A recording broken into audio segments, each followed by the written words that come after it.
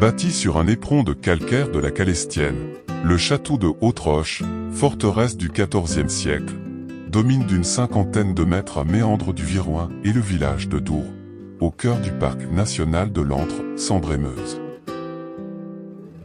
D'après le comte de Villermont, fils d'un amiral français naturalisé belge et membre du conseil provincial, il est fait mention du château de Haute-Roche pour la première fois au début du XVe siècle.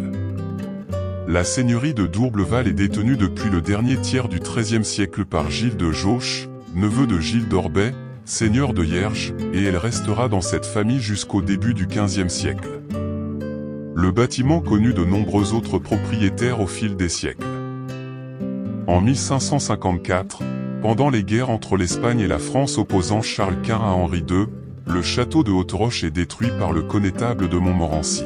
Le château est très difficilement accessible en longeant la barre rocheuse depuis la route, mais cette montée, outre qu'elle est extrêmement raide, est en prime surtout dangereuse. Un écriteau indique un autre accès à 50 mètres avant l'écriteau principal.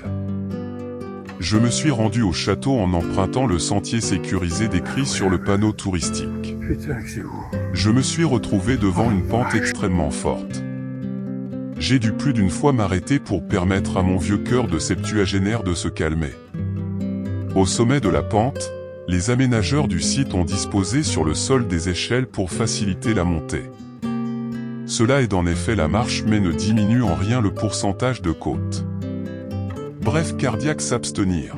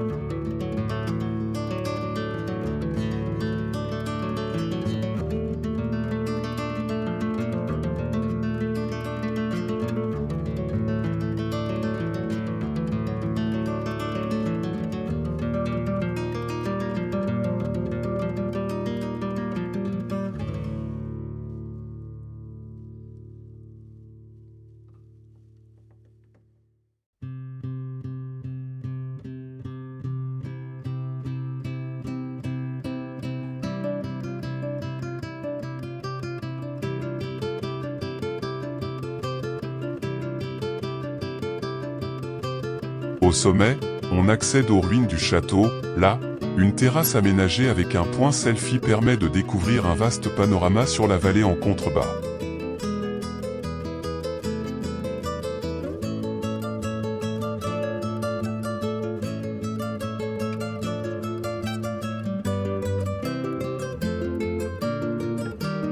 Merci et à la prochaine fois.